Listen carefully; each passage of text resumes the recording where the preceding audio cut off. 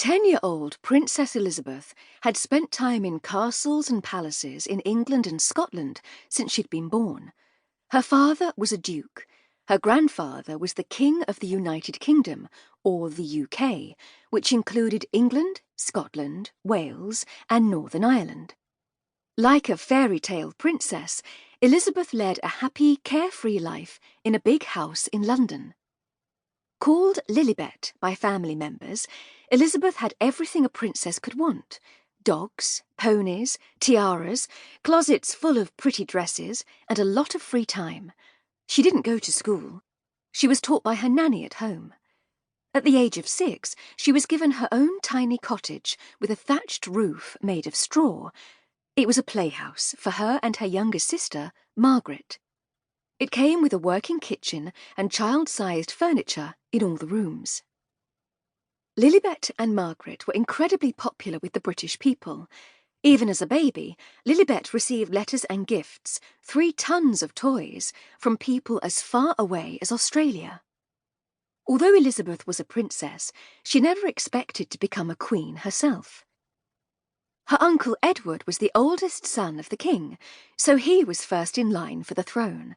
That meant that Edward would become king after his father died. Lilibet's father, who was Edward's younger brother, was second in line. But once Edward had a family of his own, his oldest child would be second in line. And at first, when Lilibet's grandfather died in January 1936, that's what happened. Her uncle became King Edward VIII. But later that year, everything changed. Edward had fallen in love with an American woman. He wanted to marry her, but she had been divorced twice. According to the Church of England, a king could not marry a divorced woman. Edward wanted to marry her so much, he decided to give up being king. On December 10th, 1936, King Edward signed papers and immediately stepped down. Lilibet's father instantly became king. Her father's real name was Albert, but he chose George as his royal name, King George VI. Now that her father was king, Lilibet was suddenly next in line for the throne. A servant came to tell Elizabeth the news. He bowed as he entered the room. From that moment on, everyone treated her differently, and her life was planned out for her.